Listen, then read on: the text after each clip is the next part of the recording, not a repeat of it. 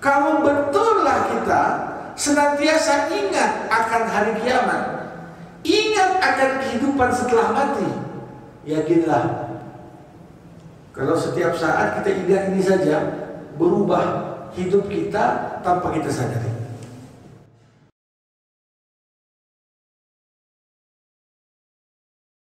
Bismillahirrahmanirrahim. Assalamualaikum warahmatullahi wabarakatuh.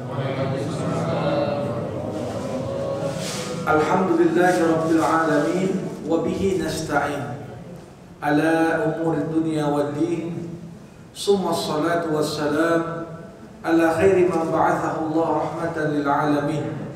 Sayyidil anbiya'i wal mursalin Rasulillah Muhammad sallallahu alaihi wasallam wa ala alihi wa ashabihi ajma'in.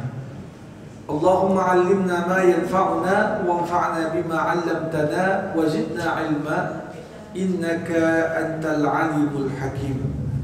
Bapak-bapak, ibu-ibu, saudara-saudari, kaum muslimin dan muslimat di Masjid Thariq Jannah yang dimuliakan Allah Subhanahu wa taala, syukur alhamdulillah kembali Allah pertemukan kita pada malam hari yang berbahagia ini, masih dalam kajian kita seputar tafsir dan tadabbur surah-surah dalam Al-Quran. Di perjumpaan kita yang terakhir telah kita kupas surah ke-43, surah Zukhruf. Zukhruf, perhiasan. Bagaimana dari kajian sebelumnya sebagian orang memandang orang lain semata-mata dari tampilan luarnya.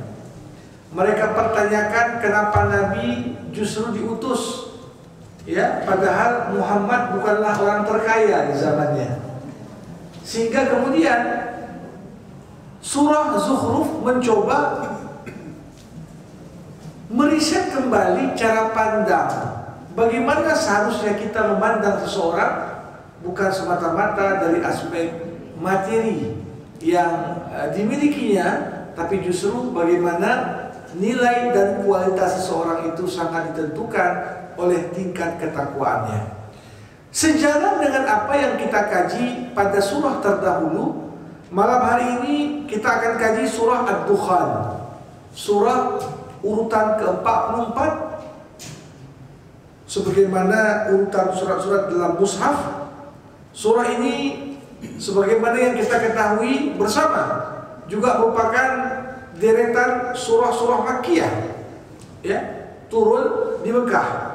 Maka surah-surah Makkiyah ini banyak yang bercerita tentang bagaimana orang-orang terdahulu yang mendustakan hari kiamat, mendustakan hari kebangkitan, dan apa yang Allah sampaikan pada surah Ad-Dukhan ini tak jauh berbeda dengan surah-surah Makkiyah lainnya, penegasan bahwasanya ada hidup setelah mati. Bapak Ibu rahimakumullah, kalau kita mencoba membandingkan antara apa yang jadi fokus Al-Quran, apa yang jadi prioritas pesan Quran, dengan apa yang menjadi prioritas dan fokus pikiran banyak orang zaman sekarang, maka kita akan melihat kontras yang cukup luar biasa. Hampir zaman sekarang ini orang nggak menganggap penting masalah tauhid. Hampir orang menganggap membahas hidup setelah mati itu apa gunanya, ya.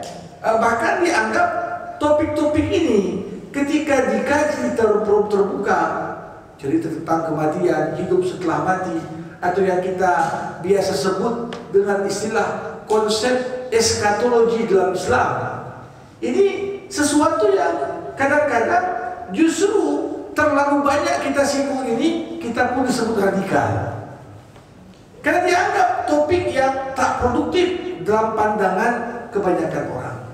Tapi sekali lagi, apa yang sebenarnya diprioritaskan oleh Al-Quran, kita yang perlu meriset cara pandang kita, bukan sebaliknya. Kita yang sesuaikan Quran dengan apa kepingin kita.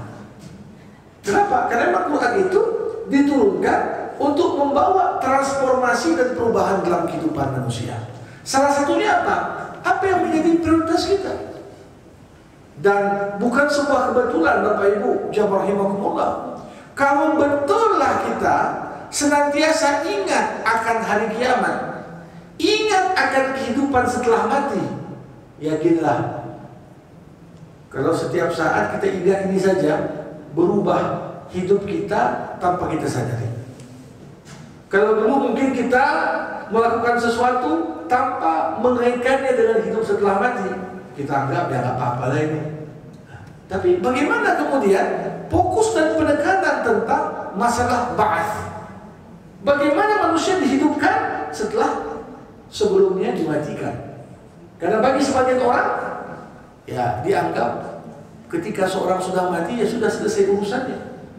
Padahal inilah yang membedakan bagaimana cara Islam membentuk cara pandang Muslim yang membedakan kita berbeda dari umat-umat lain. Bapak Ibu rahimakumullah, 59 ayat ada di surah Ad-Dukhan, dan tema utama yang akan kita kaji nanti sepanjang surah ini, bagaimana Allah sebenarnya lewat surah ini memberikan peringatan kepada kita hampir sejalan dengan isi surah Az-Zukhruf. Jangan sampai kita terkagum-kagum dengan kekuasaan dan status sosial yang mungkin kita punya di dunia. Karena boleh jadi kekuasaan kita, status sosial kita, apa yang menjadi kebanggaan kita saat ini di dunia, boleh jadi kalau tidak kita manfaatkan dengan sebaik-baiknya di dunia, itu justru tak bernilai apa-apa di akhirat kelak. Dan ini yang menjadi pesan penting bagi kita semua untuk kita sadari bersama. Bapak Ibu rahimakumullah, surah ini dinamakan surah Ad-Dukhan. Dukhan ada dua arti. Dukhan bisa berarti asap, bisa berarti asap. Tapi dukhan juga berarti kabut yang tebal. Dan antara dua arti ini punya keterkaitan. Karena kadang-kadang langit pun berkabut gara-gara asap. Nah, buktinya kalau di Provinsi Riau banyak apa namanya dibakar lahan sawit, dan mulailah berasap tuh. Mulailah berkabut, bukan hanya di provinsi tetangga, sampai Singapura dan Malaysia pun berkabut. Namun yang Allah Subhanahu wa taala maksudkan dengan kabut di sini adalah kabut yang menjadi salah satu pertanda turunnya azab Allah kepada umat manusia. Kita tahu bersama salah satu tanda kiamat besar yang disampaikan dalam beberapa hadis, munculnya dukhan. Nah, makanya banyak juga waktu kebakaran di Riau, orang bilang ini tanda kiamat besar. Tapi yang dimaksudkan Nabi dengan dukhan sebagai tanda kiamat, bagaimana kabut itu menyelimuti seluruh permukaan bumi, sehingga kita pun tak nampak matahari lagi. Sampai dikatakan orang yang berimanlah dia tahu, karena dia terbiasa sholat, tahu dia waktu-waktu sholat, ya, maka walaupun tidak nampak matahari, dia bisa tahu ini sudah masuk waktu zuhur, ini sudah masuk waktu asar. Tapi bagi orang yang tidak ada efek sholat dan keterikatannya dengan sholat, maka di momen itu dia pun tak tahu ini sudah waktu asar, maghrib, isya atau subuh. Karena ketika seluruh permukaan bumi ditutup dengan kabut, kita bahkan tak tahu ini siang, malam atau kapan. Makanya saat itu sangat sulit bagi seseorang untuk menetapkan ini waktu apa sekarang ini, matahari di mana posisinya. Nah, surah Ad-Dukhan dinamakan dengan nama ini karena di salah satu ayat, tepatnya Allah Subhanahu wa taala menyebutkan di surah ayat ke-10, fartaqib yauma ta'tis sama'u bidukhanin mubin. Tunggulah, kata Allah, ketika nanti langit itu dipenuhi oleh kabut, sebagai pertanda memang azab Allah akan turun untuk membinasakan hamba-hambanya yang kufur kepadanya. Bapak Ibu rahimakumullah, memang banyak fenomena alam yang terjadi di sekitar kita, fenomena-fenomena alam ini mungkin ada tafsiran ilmiahnya. Tapi di waktu yang bersamaan, fenomena alam ini juga punya tafsiran gaib. Tafsiran gaib di sini maksudnya apa? Tafsiran yang sumbernya dari wahyu. Misalnya, kalau kita lihat zaman sekarang, diumumkanlah oleh Badan Meteorologi, tanggal sekian, jam sekian ada gerhana matahari, tanggal sekian, jam sekian ada gerhana bulan. Orang sibuk datang ke tempat itu, cepret-cepret, selfie, bahkan nonton bareng bagaimana cara gerhana bulan atau gerhana matahari itu.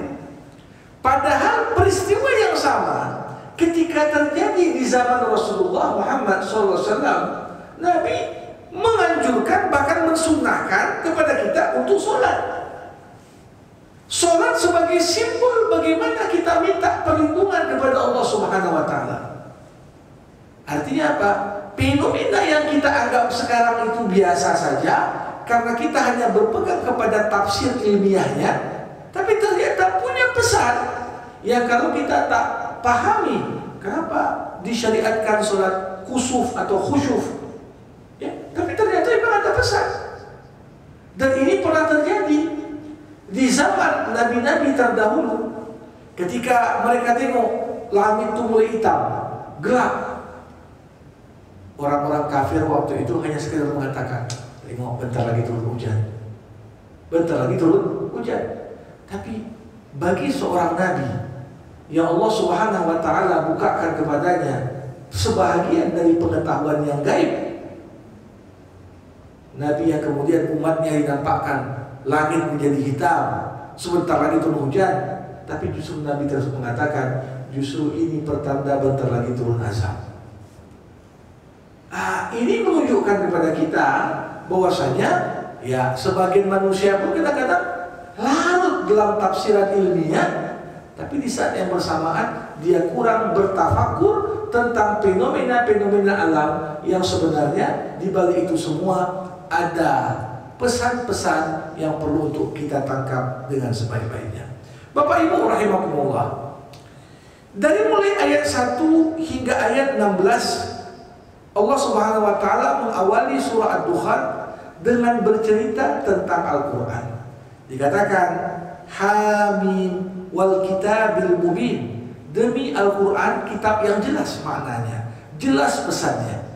Inna anzalnahu fi lailatin mubarakah inna kunna munzirin. Kami turunkan Quran itu pada malam yang penuh dengan keberkahan. Apa itu? Itulah malam Qadar. Jadi Lailatul Qadar, kenapa disebut Lailatul Qadar? Qadar ada 3 arti. Arti pertama, Lailatul Qadri artinya malam penuh kemuliaan. Yang kedua, Qadar artinya takdir.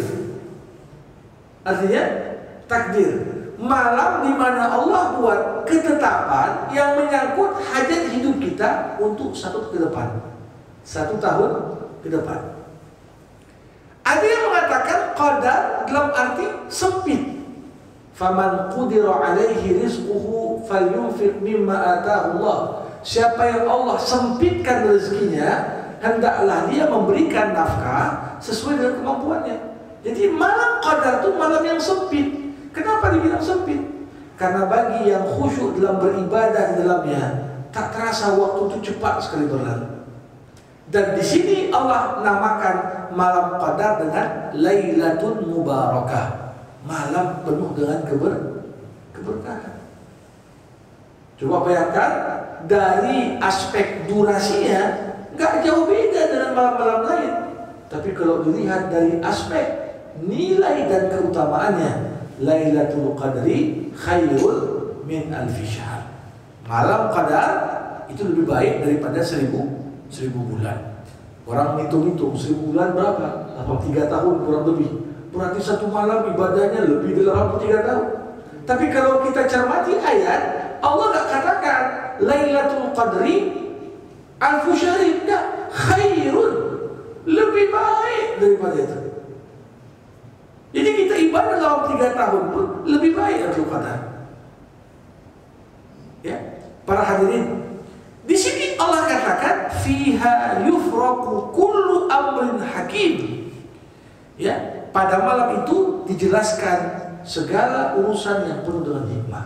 Inilah yang dijadikan oleh sebagian ulama dasar. Ada ketetapan Allah untuk kita yang sudah ditetapkan sebelum kita lahir, sejak zaman azali. Tapi ada ketetapan Allah untuk kita yang ini baru ditetapkan kapan? 1 tahun sebelumnya. Di malam Qadar Allah tetapkan apa kaitan dengan maka di sini penting sekali bagi kita untuk berdoa, karena doa juga dikatakan Rasulullah dalam sebuah hadis, la yadfa'ul qadarus sayyi'u illa doa. Tidak ada yang dapat menolak ketetapan Allah yang buruk atas seorang hamba kecuali doa yang dipanjatkannya. Malam Lailatul Qadar kita berdoa, boleh jadi seharusnya ditetapkan yang buruk untuk kita di tahun itu nggak jadi kena, gara-gara kekuatan doa yang kita panjatkan. Jadi semua hal-hal yang bijaksana berlakulah pada malam Lailatul Qadar. Ya Allah ya Rahman, mudah-mudahan kita kembali diperkenankan untuk dapat dipertemukan dengan Ramadan pada tahun ini. Bapak Ibu rahimakumullah. Kemudian Allah katakan amram min indina inna kunna mursilin. Ya, segala urusan yang ada pada sisi kami dan sungguh kami mengutus para rasul. Rasul-rasul diutus untuk setiap umat, dan ketika para rasul, ya, serangkaian rasul dan rasul terakhir Nabi Muhammad sudah kembali kepada Allah, maka nggak berlaku lagi diutus rasul, tetapi pengganti para rasul adalah para ulama-ulama yang rabban, yang menjadi pewaris para rasul. Bapak Ibu rahimakumullah, disinilah kalau kita melihat dan kita coba kaitkan isi surat Ad-Dukhan dengan surah Az-Zukhruf yang lalu. Di surah sebelumnya, orang-orang kafir itu semacam menantang para nabi dan rasul. Ketika nabi dan rasul itu berdakwah, disampaikan kalau kalian tak beriman, nanti turun azab yang akan membinasakan kalian. Respon orang-orang kafir apa? Justru mereka nantang. Cepatkanlah azab itu, udah gak sabar kami. Jadi mereka justru menganggap ancaman turunnya azab yang disampaikan para nabi dan rasul itu hanya sebagai senda gurau, sebagai permainan belaka. Maka di surah Ad-Dukhan ini apa kata Allah? Allah mengancam kembali mereka yang masih ragu akan nyatanya azab Allah yang bisa turun kapan saja. Ketika Allah mengatakan fartaqib yauma ta'tis sama bidukhanin mubin yaghshan nas hadza adzabun alim. Tunggulah pada hari ketika langit membawa kabut yang tampak jelas yang meliputi semua manusia. Inilah azab yang begitu pedih. Bapak Ibu rahimakumullah, apa yang terjadi? Bayangkan kita masih di bumi, semua yang ada di atas kita berkabut, tak nampak lagi matahari, tak nampak lagi langit. Di saat itulah manusia berkata, baik yang mukmin maupun yang kafir, ketika pertanda turunnya azab nampak nyata di depan mata kita, tak ada manusia kecuali berdoa, Rabbana kshif 'annal 'adzab inna mu'minun. Ya Allah, angkatkanlah azab ini dari kami beriman semua ya Allah. Beriman kami semua ya Allah.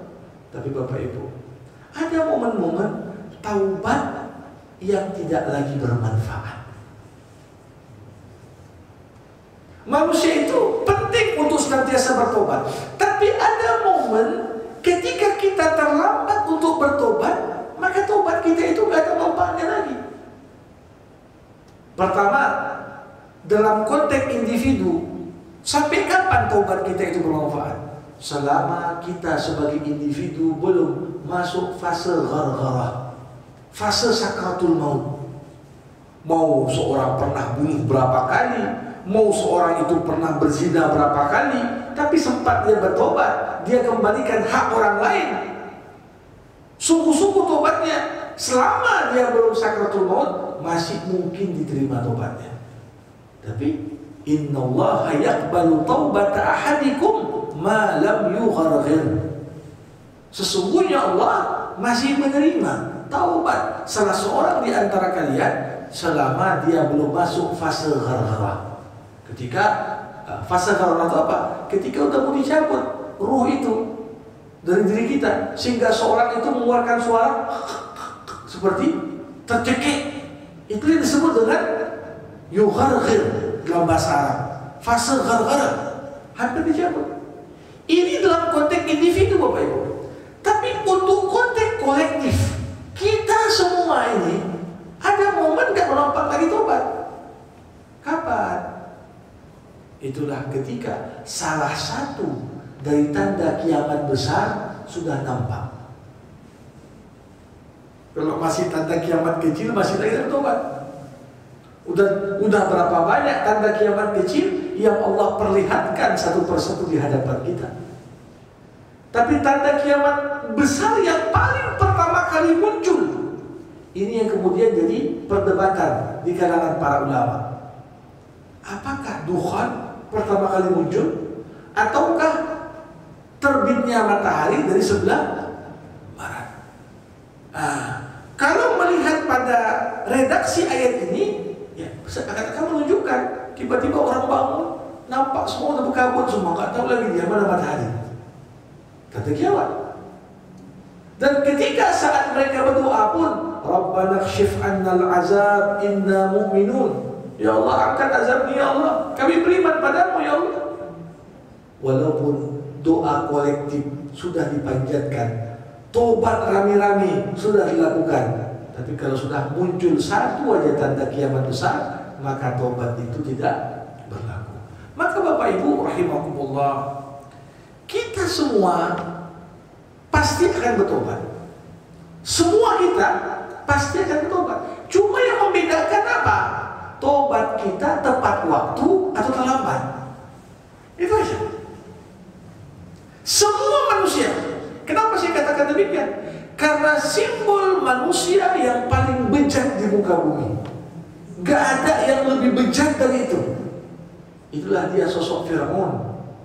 Fir'aun, manusia yang mengklaim dirinya Tuhan, manusia yang berbuat semena-mena kepada sesama. Fir'aun saja bertobat dia, bertobat. Ketika dia mulai tenggelam, tak bisa bernapas, apa kata Fir'aun? Diabadikan Allah dalam Al-Quran. Amantu billadzi amana bihi Banu Israel. Aku beriman kepada Tuhan ya Bani Israel. Apa kata Allah? Al-an waqad asaita qablu. Sekarang kau baru bertobat. Kenapa enggak dari dulu kata Allah? Artinya apa? Semua manusia dengan fitrah kemanusiaan yang ada pada diri kita, ketika ajal menjemput, ketika masuk fase ghar-ghar, semuanya bertobat. Mau sejahat apapun dia, baik apapun dia, semuanya begitu nampak malaikat Israel, bertobat semua. Berapapun mentikunya seseorang, kalau dalam bahasa orang Medan, ya, mentiku kali dia, nampak malaikat Israel bertobat juga dia. Cuma problemnya, apakah tobat di momen itu masih mampu memberikan keselamatan kepada yang bersangkutan? Bapak Ibu rahimakumullah, apa kata Allah? Ketika semuanya berdoa minta diangkat azab ini, Allah katakan, "Anna lahumuz zikra wa qad ja'ahum rasulun mubin." Allah katakan, bagaimana mereka dapat menerima peringatan? Padahal sebelumnya kan udah banyak rasul diutus. Kenapa baru sekarang bertobat? Kenapa baru sekarang ingat Allah? Bukankah dulu sudah ada nabi, sudah ada rasul, sudah ada yang bawa kitab suci, menyampaikan isi-isi kitab suci? Kenapa baru sekarang bertobat? Kata Allah.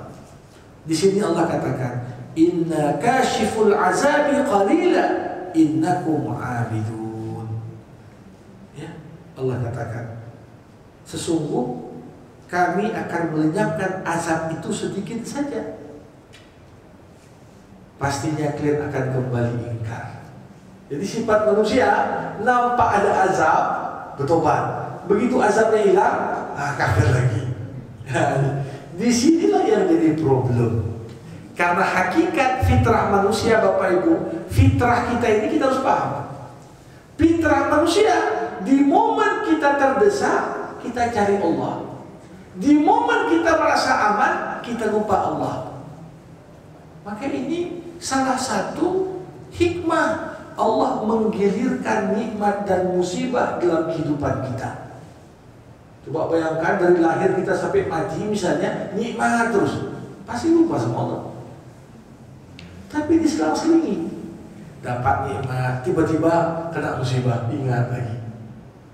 Ya, musibah-musibah dapat nikmat lagi.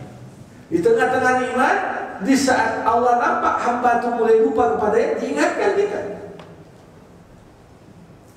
Disinilah gambaran tentang hakikat yang pertama. Bapak Ibu rahimakumullah, mulai dari ayat 17 hingga ayat 33 Allah bercerita tentang Fir'aun. Kenapa kisah Fir'aun yang dipilih di sini? Ini seperti yang saya katakan tadi, tak ada potret satupun manusia di muka bumi lebih bejat dari Fir'aun. Gak ada. Sebejat apapun preman A atau koruptor B atau apa, gak ada apa-apanya kalau dibandingkan sama Fir'aun. Sampai kalau kita lihat musuh paling bahaya yang dihadapi Nabi Muhammad siapa? Abu Jahal. Abu Jahal saja gak sebanding dengan Fir'aun. Sampai Nabi Muhammad mengatakan Fir'aun umatku Abu Jahal. Ya, Fir'aun umatku Abu Jahal. Berarti perbandingannya Abu Jahal masih di bawah level Fir'aun. Inilah sebab kenapa dari 114 surah dalam Al-Quran kisah Fir'aun versus Musa ini diulang lebih dari 27 surat. 114 surat. Ada 27 surat ceritanya apa? Musa versus Fir'aun. Karena setiap zaman akan ada Fir'aun baru lawan penerus Musa. Ini satu gambaran. Nah, di sini apa yang terjadi? Apa penggal kisah Fir'aun yang perlu jadi iktibar bagi kita di sini? Allah Subhanahu wa taala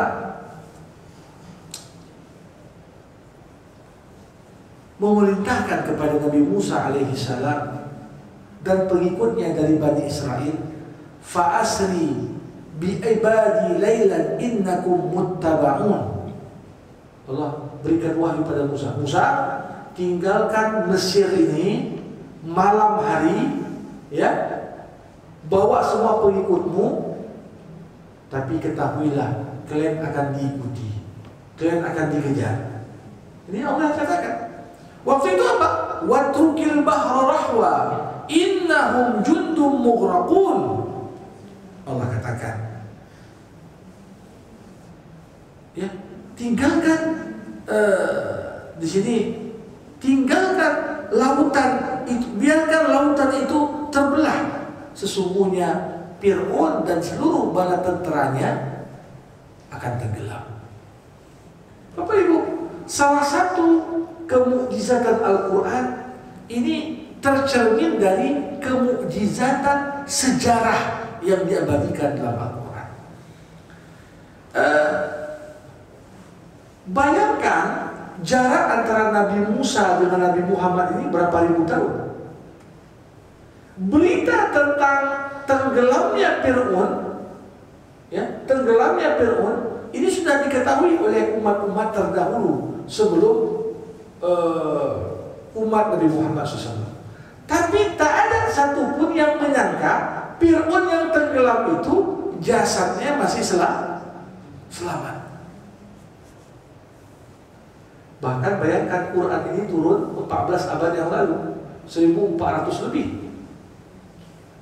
Umat-umat terdahulu sebelum kita baca ayat itu tahu dia Fir'aun kemana mati, tenggelam. Tapi nggak tahu mana jasad Fir'aun.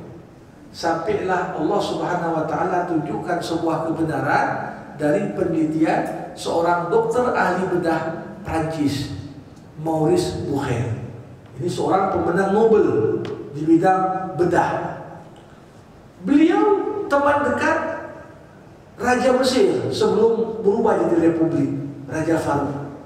Waktu itu Raja Farouk ini punya adik yang sakit. Karena dia adalah bangsawan di Mesir, aksesnya minta tolong dokter-dokter ternama di Eropa, bisa. Dimintalah Maurice Bucaille datang ke Mesir mengobati adik Raja Farouk. Setelah adiknya itu sembuh dengan izin Allah, maka waktu itu diberilah oleh Raja Farouk ini uang yang banyak untuk Maurice Bucaille. Tapi karena dia juga orang kaya, nggak boleh terima. Untuk apa aku kasih uang tuh? Aku banyak duit, menang Nobel ya. Waktu itu Maurice Bucaille diceritakan meminta sebagai imbalan mengobati adik raja, dibuka akses untuk meneliti piramid dan mumi-mumi yang ada di dalamnya. Karena sudah hutang budi, dipersilahkan. Sampai kemudian Maurice Bucaille menemukan satu mumi yang ketika dia analisis berbeda dengan mumi lain, karena kandungan garam di dalam badan mumi itu tinggi sekali. Dikaji sampai kemudian dia merujuk kepada Alkitab, Bible, Perjanjian Lama, Perjanjian Baru, termasuk dia baca Quran. Akhirnya dia temukan ya ayat Al-Quran, al-yawma nunajjika bibadanik litakuna liman khalfaka ayah. Ayat itulah yang menggiringnya hingga akhirnya dia bersyahadat. Ini kisah tahun 60-an. Sampai kemudian Maurice Bucaille terbitkan semua buku. Yang buku ini sangat dikhawatirkan oleh kaum sekularis di Eropa. Ketika dia tulis buku, ya sains antara Bible dan Quran. Ya, sains antara Bible dan Quran. Dia kaji ayat-ayat sains dalam Bible, Perjanjian Baru dan Lama. Dia teliti ayat-ayat sains dalam Quran dan beliau sampai pada kesimpulan banyak sekali dalam Quran ayat sains dan tak ada satupun ayat yang bertentangan dengan fakta ilmiah yang ada. Jadi di sini digambarkan para hadirin rahimakumullah bagaimana hebatnya Fir'aun. Tapi Allah ingatkan pada kita, kam taraku min jannatin wa uyun wa zuru'in wa maqamin karim wa na'matin kanu fiha faqihin kadzalika wa awrathnaha qauman akharin. Berapa banyak kebun, ya, sawah yang ditinggalkan oleh Fir'aun. Berapa banyak tumbuh-tumbuhan yang dihasilkan oleh para pekerja di Mesir yang ditinggal mati Fir'aun. Berapa banyak kesombongan yang ditunjukkan Fir'aun. Mana itu semua? Akhirnya apa? Kekayaan itu diwariskan kepada orang-orang yang beriman. Jadi sekali lagi, siapa orang terkaya Indonesia? Kalau kita sebutkanlah nama orang-orang kaya tahun 40-an ketika merdeka, tahun 50-an, tanya mana mereka sekarang? Ada nggak hartanya yang dibawa masuk dalam kuburan?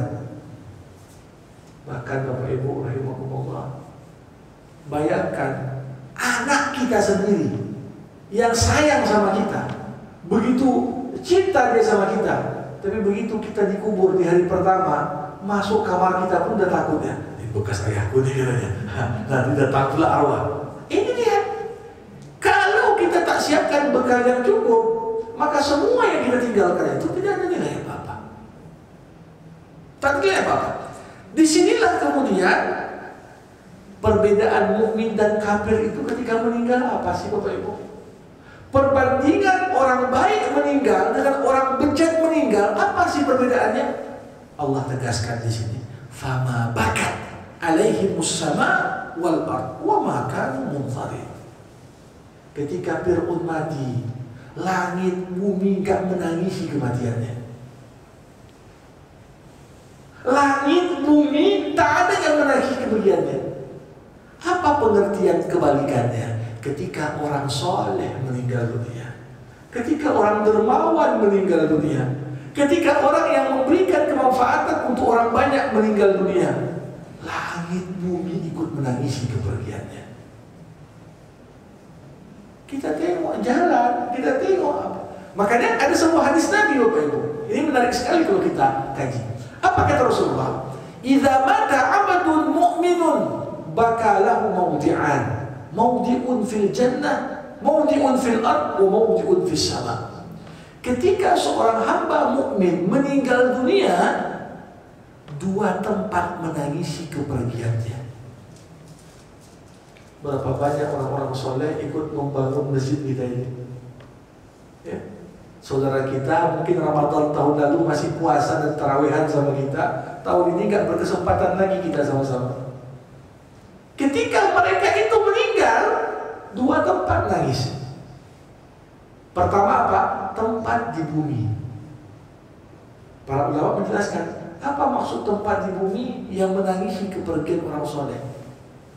Si fulan biasa ke masjid Torik Jannah pakai sendal ini. Begitu dia meninggal, tak ada lagi yang pakai sendal itu ke masjid, nangis sendal itu. Aku biasa dipakai untuk ke masjid, sekarang tak ada yang pakai. Kita biasa ke masjid pakai lobe, pakai jubah, tiba-tiba udah meninggal bergantungnya jubah itu. Jubah itu walaupun kita anggap benda mati, tapi sungguhnya dia menangis. Sebelumnya yang punya aku ini selalu bawa aku ke masjid, sekarang tak ada lagi. Begitu juga tempat di langit. Para ulama mengatakan itulah tempat di mana amal soleh kita diangkat untuk kemudian dilaporkan kepada Allah Subhanahu wa Ta'ala. Jadi digambarkan Fir'aun tak ada yang menangisi. Berapa banyak orang yang sudah meninggal dianggap kawan masih hidup. Berapa banyak orang yang masih hidup itu akan kawan cepat mati. Wah, ini juga kan kita lihat. Nah, keberadaan kita itu disenangi orang atau enggak? Atau justru banyak orang di belakang, kapanlah kawan meninggal? Hidupnya sepak motor aja untuk kita. Ya. Berapa banyak pejabat itu akan, kau kok bisa sampai 10 periode gitu ya? Berapa banyak orang baru berjalan beberapa minggu pun, kapan ya Allah kawan mati? Ini perlu kita renungkan. Karena sebenarnya hakikat kedudukan kita di hadapan Allah bukan karena ketika kita berpuasa, status sosial kita, tapi apa keimanan, ketakwaan yang bisa kita bawa nanti. Bapak Ibu rahimakumullah. Selanjutnya ayat 34 sampai ayat 39, Allah Subhanahu wa Ta'ala memberikan kembali penegasan kepada kita bagaimana orang-orang termasuk kafir Quraisy selalu mereka itu intisari penolakan mereka terhadap agama karena mereka nggak mau mengimani yang namanya kehidupan setelah mati. Inilah perdebatan prinsipil antara orang beragama dan orang-orang yang tak bertuhan. Orang tak bertuhan itu paling anjir ya ketika ada tokoh agama mengatakan nanti ada kehidupan setelah mati, nanti kau pertanggungjawabkan perbuatan. Ya, hidup sekali, mati ya sudah habis. Inilah perdebatan yang akan terus. Ideologi berketuhanan dengan ideologi anti Tuhan. Intinya apa? Orang yang anti Tuhan gak mau cerita hidup setelah mati. Setelah mati ya sudah habis. Al-hayatu maddah. Hidup itu cuma materi. Gak ada dibalik kehidupan setelah kita mati. Bapak Ibu. Maka dari itu Allah Subhanahu wa Ta'ala selalu mengulangi ancaman bahwasanya apa? Kalian yang anti Tuhan, kalian yang kufur kepada Allah, yang ingkar dan tak percaya akan kebenaran agama, di sini jangan sampai kalian diazab seperti azab yang menimpa umat-umat sebelum kalian. Maka Allah katakan, "Fa'tu bi abaina in kuntum shadiqin. Ahum khairun am qaumu tubba'in walladzina min qablihim ahlaknahum innahum kanu mujrimin." Alasan orang-orang anti agama, mereka bilang apa? Kalau betul lah ada kehidupan setelah mati, coba hidupkan lagi nenek moyang kami. Coba hidupkan lagi. Ada sebagian orang menggiring opini masyarakat, gak ada tuh azab kubur dengan alasan udah taruh CCTV di bawah kuburan. Dia tengok tak adanya aktivitas penyiksaan katanya. Dengan alasan itu dia ingkari, ya, dan lain sebagainya. Bapak Ibu rahimakumullah. Maka dari itu, untuk menguatkan komitmen iman kita apa? Allah katakan, "Wa ma khalaqnas samawati wal arda wa ma bainahuma la'ibin, ma khalaqnahuma illa bil haqq, walakin aktsarahum la ya'lamun." Kami tak ciptakan langit dan bumi main-main, kata Allah. Kami ciptakan langit, ciptakan bumi, bahkan ciptakan kita semua manusia ini untuk tujuan yang benar. Illa bil haqq. Apa tujuan hidup kita? Itulah yang diajarkan agama. Tiap detik berlalu dari kehidupan kita, usahakan bernilai ibadah. Tidur pun kita, kalau niatnya betul, ibadah. Makan pun kita, kalau niatnya betul, ibadah. Bahkan senggama suami dengan istri, niatnya betul, ibadah. Betapa hebat gambaran tuntunan Islam dalam kehidupan kita. Bapak Ibu, bagian terakhir Allah Subhanahu wa Ta'ala kembali memberikan pemaparan kontrasnya orang yang masuk surga dan orang yang masuk neraka. Gimana orang yang masuk neraka? Digambarkan di sini. Khuzu fa'tilu ila sawa'il jahim summa subbu fawqa ra'sihim min azabil hamim zub innaka antal azizul karim inna hadza ma kuntum bihi tamtarun. Pertama, makanannya orang penghuni neraka itu apa? Inna syajarataz zaqum ta'amul athim. Makannya penghuni neraka adalah pohon zakum. Zakum itu pohon apa? Digambarkan dalam tafsiran para ulama, zakum ini pohon yang penuh dengan duri. Pohon yang penuh dengan duri. Jadi bayangkan kita aja kalau menelan makanan yang banyak durinya, gimana sangat susah untuk kita punya, apalagi untuk kita masukkan lewat tenggorokan kita. Tapi begitulah, pohon yang ada untuk dimakan itu cuma pohon zakum. Ta'amul athim, itulah makanan yang layak untuk orang yang berbuat dosa, kata Allah. Kalaupun kemudian makanan itu udah lewat tenggorokan, masuk ke dalam perut, gimana kondisinya? Kal muhli yaghli fil butun, seperti cairan tembaga yang mendidih di dalam perut. Jadi bukan hanya berduri, tapi panasnya itu macam cairan tembaga. Ya Allah. Orang makan itu supaya kenyang, orang minum itu supaya menghilangkan haus. Tapi bagaimana kalau makan justru menyiksa, minum justru makin panas? Itulah potret bagaimana makanan dan minuman bagi penghuni neraka.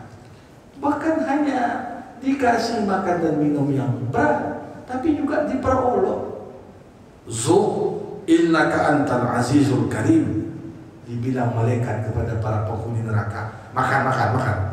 Kalian kan orang yang perkasa lagi mulia. Ini kan ngejek sih. Ya.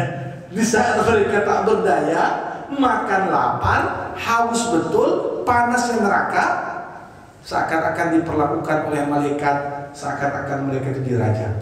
Kau kan perkasa, makan.